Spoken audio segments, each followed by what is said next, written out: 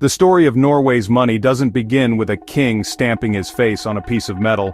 It starts much earlier, carried on the tides of trade and the fury of raids. In the Viking Age, from the 8th to the 11th centuries, the Norse people were masters of the sea, their longships connecting Scandinavia to a vast and sprawling world. They didn't have their own coins. Instead, their world was one of barter and bullion. Wealth was measured in weight, primarily in silver. It was a tangible, hefty kind of riches, something you could feel in your hand, an arm ring, a twisted torque, or a rough-hewn ingot. This was the age of hack silver, where larger silver items were literally chopped into smaller, more convenient pieces for payment. These seafaring people were not isolated. They were deeply connected to the great economic powers of their time. Through their extensive travels, a river of foreign currency flowed into Norway, bringing with it tantalizing glimpses of distant empires. Anglo-Saxon pennies from England, bearing the portraits of kings like Ethelred the Unready, were common finds. So too were the magnificent silver dirhams from the Islamic caliphates, particularly the Abbasid and Samanid dynasties. These coins, with their intricate Kufic script, spoke of a world of desert caravans and bustling souks far to the south and east. They were valued not for their inscriptions, which few could read, but for the purity of their silver. It was a transformative moment then, when a Viking chieftain decided that Norway should have its own coins. Around the year 995, a powerful leader named Olaf Tryggvason, who had spent time in England and seen the power of a state-issued currency, minted the very first Norwegian coin. It was a silver penning, closely modeled on the English pennies he knew so well. This wasn't just about creating a convenient medium of exchange, it was a profound statement of power and sovereignty. By issuing a coin with his own name and symbol, Olaf was declaring himself a king in the European mold, a ruler with the authority to control the economy of his kingdom. These early Norwegian pennies were a bold declaration, but they were scarce. They did not immediately replace the jumble of foreign coins and hack silver that filled the Viking purse. Instead, they circulated alongside them, a new and distinctly Norwegian element in a vibrant international mix.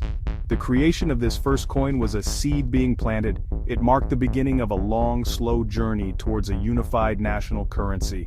It was the first time that a piece of silver found in Norway was not just a lump of precious metal, but an emblem of a nascent Norwegian identity, a whisper of the nation that was to come. As the Viking Age gave way to the High Middle Ages, Norway began to coalesce into a more structured and unified kingdom. The scattered ambitions of chieftains were slowly replaced by the central authority of the monarchy. This profound political shift was mirrored in the nation's coinage. The tentative first steps taken by Olaf Tryggvason were built upon by his successors, most notably Harald Hardrade in the mid-11th century. Harald established mints in several key locations, turning the trickle of Norwegian coins into a more consistent stream. These coins, still silver pennings, were vital tools for state building, allowing the king to pay soldiers, collect taxes, and project his authority across the rugged landscape. The design of these medieval coins tells a story of a kingdom finding its place between its own traditions and wider European influences.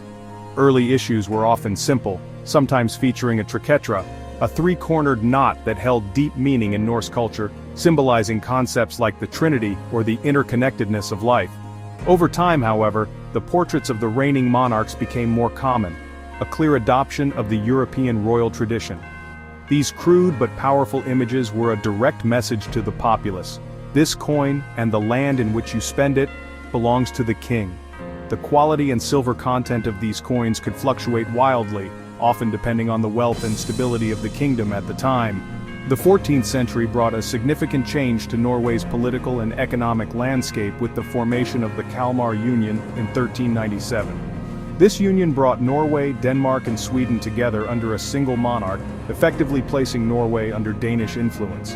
While Norway retained a degree of autonomy, its coinage began to reflect this new political reality. The purely Norwegian designs and royal portraits started to be supplemented, and sometimes replaced by symbols and standards that represented the Union as a whole. This period saw the introduction of new denominations, like the H-vid, which were common across the Scandinavian realms, blurring the lines between distinct national currencies. This era marked a decline in the independent production of Norwegian coins. The economic and political center of gravity had shifted towards Copenhagen, and with it, the control over monetary policy. The royal mints in Norway, such as the one in Bergen, saw their output diminish as coins minted in Denmark became more prevalent. It was a period of transition where Norway's distinct monetary identity, so carefully forged in the preceding centuries, began to be overshadowed. The coins from this time are a physical record of Norway's changing fortunes, artifacts that speak of a kingdom struggling to maintain its identity within a powerful and dominating union. The dissolution of the Kalmar Union in the early 16th century did not bring independence for Norway. Instead, it marked the beginning of an even closer and more subordinate relationship with its southern neighbor. From 1536 until 1814, Norway was part of the Kingdom of Denmark-Norway, a period often referred to as the 400-year Night. During this long stretch of history, Norwegian autonomy faded, and this was starkly reflected in its currency. The independent minting of Norwegian coins effectively ceased for long periods. The money circulating in the towns and valleys of Norway was now overwhelmingly Danish, bearing the portraits and insignia of the Danish kings who ruled from Copenhagen. The coins of this era were primarily Danish krone and skilling denominations. They were a constant, tangible reminder of where political power truly lay. When you held a coin, you held the image of the Danish monarch, a symbol of his rule over your land. The materials used for these coins varied according to their value.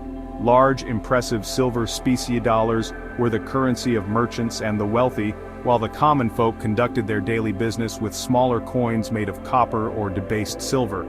The design language was entirely Danish, featuring the royal coat of arms, the king's monogram, and other symbols of the Oldenburg dynasty that ruled the joint kingdom. There were, however, occasional flickers of a distinct Norwegian identity in the coinage. A new mint was established at Kongsberg in 1686, located close to the rich silver mines discovered there. This mint began producing coins that, while still Danish in denomination and design, were sometimes marked to show their Norwegian origin. They might bear the symbol of the Kongsberg mint, a hammer and pickaxe crossed, or inscriptions that explicitly mentioned Norway. These small details were significant. They were a quiet acknowledgement that the silver used to make the coin was wrenched from Norwegian mountains, a subtle nod to the country's resources even as its political independence was suppressed. This long period of monetary union with Denmark fundamentally reshaped Norway's economic life. It integrated the country into the Danish economic system, standardizing weights, measures, and values. While this may have simplified trade within the dual monarchy, it also cemented Norway's junior status. The coins themselves, passing from hand to hand in every transaction, were a daily lesson in political reality. They were Danish money, for a Danish king, used in his Norwegian territory. The story of an independent Norwegian currency had been put on hold, waiting for the great political upheavals of the 19th century to begin a new chapter. The Napoleonic Wars redrew the map of Europe, and for Norway, the consequences were immense. In 1814, after more than 4 centuries under Danish rule, the Treaty of Kiel transferred Norway to the King of Sweden. This sparked a brief but fierce Norwegian push for full independence, culminating in the signing of a new constitution. While complete freedom was not achieved, Norway entered into a new personal union with Sweden, this time as a much more equal partner with its own parliament and laws. A crucial part of this newfound autonomy was the right to control its own currency. The era of the Danish krone was over, and the Norwegian spesiedler was reborn. The spesiedler became the cornerstone of Norway's 19th century economy. It was a large, substantial silver coin, its value directly tied to the weight of the precious metal it contained. This gave it a sense of stability and trustworthiness after decades of fluctuating Danish currency. The system was divided logically. 1 spesiedler was equal to 5 ort, and 1 ort was equal to 24 skilling. This provided a range of denominations for transactions big and small. For the first time in centuries, the coins circulating in Norway were unambiguously Norwegian, a powerful symbol of the nation's restored self-governance. The designs of these coins beautifully captured the dual nature of the Union. On one side, they proudly displayed the Norwegian national coat of arms, a crowned lion clutching an axe. This was a potent symbol of Norway's ancient heritage and its new constitution. On the other side, however, was the portrait of the reigning Swedish king, who was also the King of Norway. Monarchs like Karl Johann and Oscar I were depicted, a clear acknowledgement of the shared crown. This duality was the political reality of the time, a nation with its own identity and parliament, yet still sharing a monarch with its powerful neighbor. The Speciadoler era was a period of significant economic development for Norway. The country was industrializing, its merchant fleet was growing, and its people were forging a stronger national identity. The coins from this period are more than just currency, they are artifacts of a nation rediscovering itself. They represent a careful political balance, a celebration of Norwegian sovereignty within the constraints of the Union.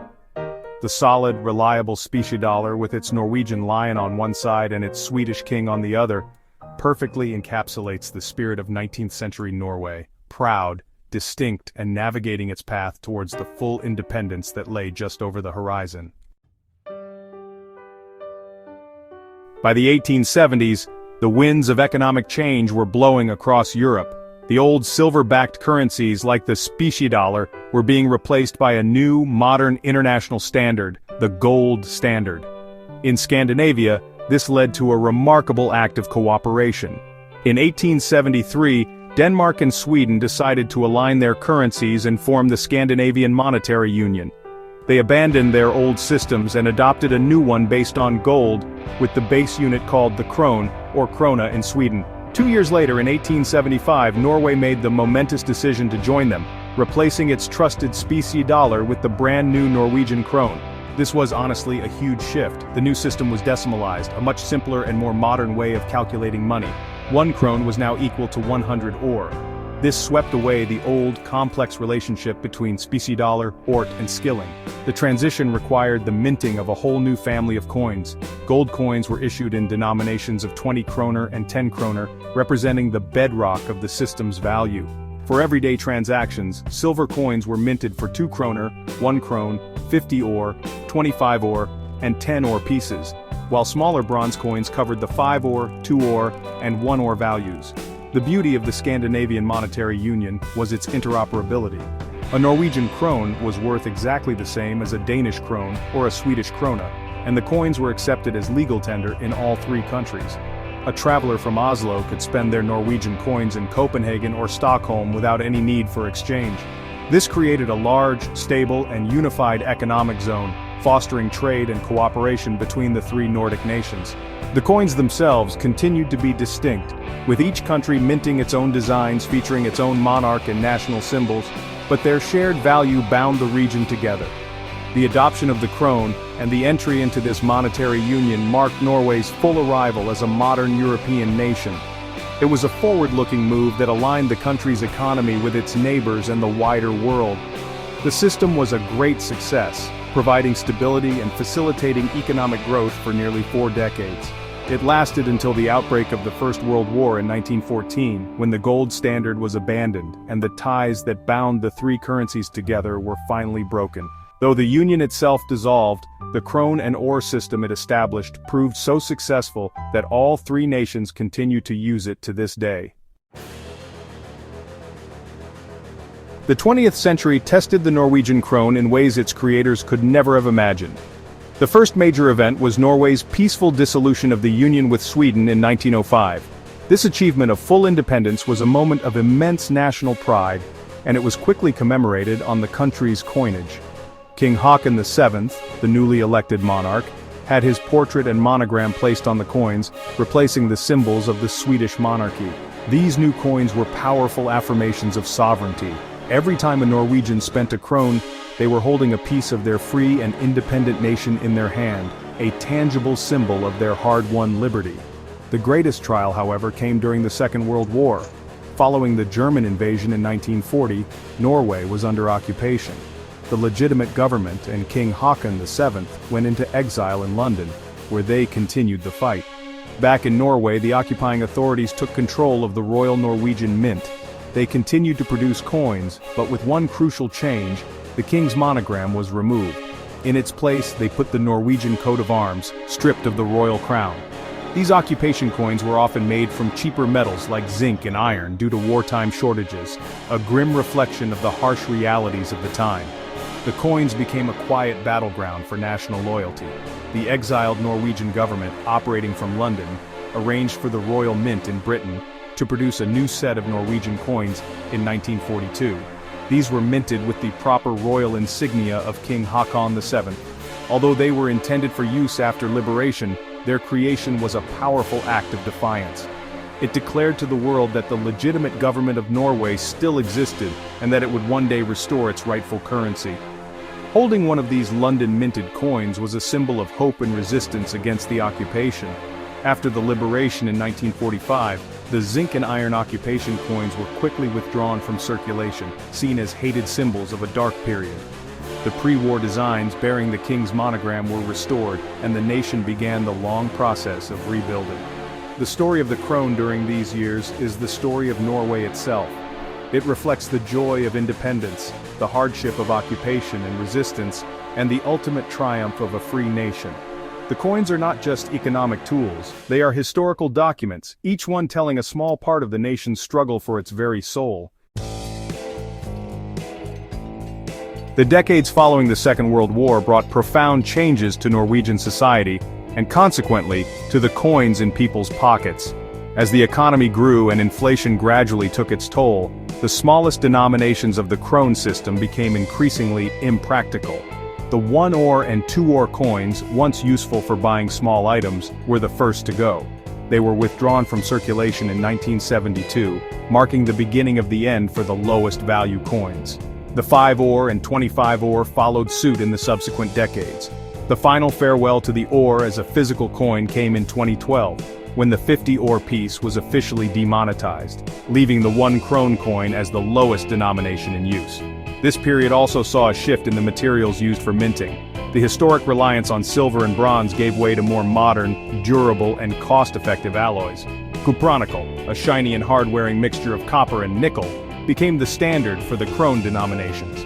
This change was practical, reflecting the reality that the value of the coins was no longer tied to the intrinsic worth of the metal they contained. Their value was now guaranteed by the central bank, Norges Bank. The look and feel of Norwegian money changed, becoming lighter and more uniform in line with modern minting practices around the world. Today, the set of coins circulating in Norway is simple and efficient. It consists of just 4 denominations: the 1 Krone, 5 Krone, 10 Krone, and 20 Krone coins. This streamlined series is designed for ease of use in an economy that is increasingly reliant on digital payments. The coins feature a hole in the center, a distinctive characteristic introduced in the 1990s and carried over into the latest series, which makes them easily distinguishable by sight and touch, a helpful feature for the visually impaired. This practical design choice has become one of the defining visual elements of modern Norwegian currency. The most recent major change came in 2017, when Norges Bank introduced a completely new coin series. This redesign was part of a larger overhaul of both coins and banknotes, with a unifying theme, the sea. This theme was chosen to reflect the fundamental importance of the ocean to Norway's history, culture, and economy. While the king's portrait was moved to the banknotes, the coins now feature designs drawn directly from Norway's rich maritime heritage. This bold move marked a new chapter in the nation's numismatic story, one that looks to the sea for its inspiration, just as the Vikings did over 1,000 years ago. What makes a Norwegian coin instantly recognizable?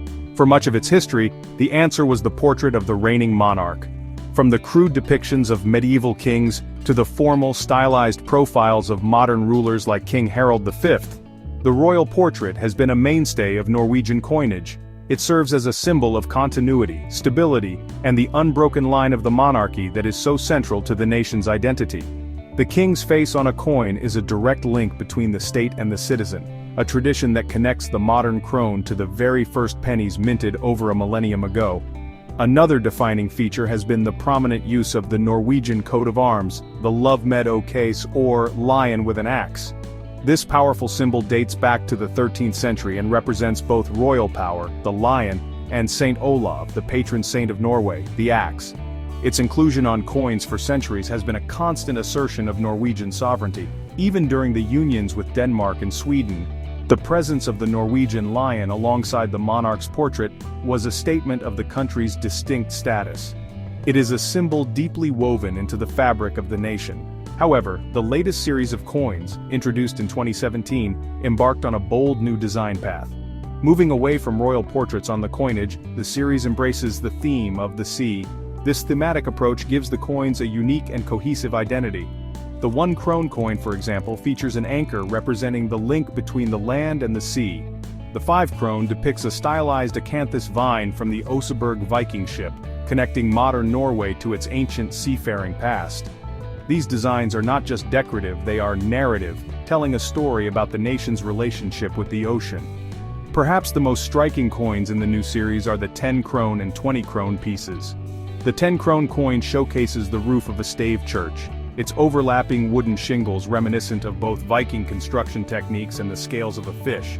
The 20 Krone coin features a stylized image of a Viking longship, a direct and powerful tribute to the maritime prowess that first put Norway on the world map. These designs are modern, abstract, and deeply rooted in history. They demonstrate how Norwegian coinage continues to evolve, creating a new visual language that is both innovative and profoundly connected to the nation's oldest traditions. In an age of digital transactions and contactless payments, it might be easy to overlook the simple metal discs we carry in our pockets. Yet, to do so would be to miss a rich and fascinating story. Norwegian coins are far more than just a means of exchange. They are miniature historical documents, each one a product of its time. From the first silver penning that declared the birth of a kingdom, to the occupation-era zinc coins that symbolized a nation's struggle, currency tells the tale of Norway's journey. It speaks of unions and independence, of monarchs and national symbols, of wartime hardship and peacetime prosperity. This rich history makes Norwegian coins a fascinating field for collectors, or numismatists. A collection of these coins is a tangible timeline of the nation's past. A medieval penning connects the collector to the world of sagas and saints. A speciedaler from the union with Sweden captures the political balance of the 19th century. Holding a coin from 1905, the year of independence, is holding a piece of that triumphant moment. For the collector, the value of a coin is not just its rarity or condition, but the story it tells and the specific moment in history it represents. It's a way of physically connecting with the grand sweep of the past. The designs themselves contribute immensely to this legacy. Norway has consistently used its coinage to project a strong sense of national identity. The steadfast use of the Norwegian lion, the portraits of its own monarchs, and the recent innovative turn towards maritime themes all demonstrate a deep understanding of coins as cultural ambassadors. They are a form of public art that circulates among millions, reinforcing shared values and heritage. The choice to celebrate the sea on the current series is a powerful statement about what it means to be Norwegian, a people whose destiny has always been shaped by the coast and the water beyond. Ultimately, the story of Norwegian coins is a story of resilience and identity. They have survived Viking raids, political unions, foreign occupation, and economic turmoil. Through it all, they have continued to be minted, evolving in design and material but always remaining distinctly Norwegian. They are a constant physical presence that connects the nation's present to its deep and storied past. Whether as historical artifacts, collector's items, or everyday tools, these small pieces of metal carry a weight far greater than their own, a weight of history, culture, and the enduring spirit of a nation.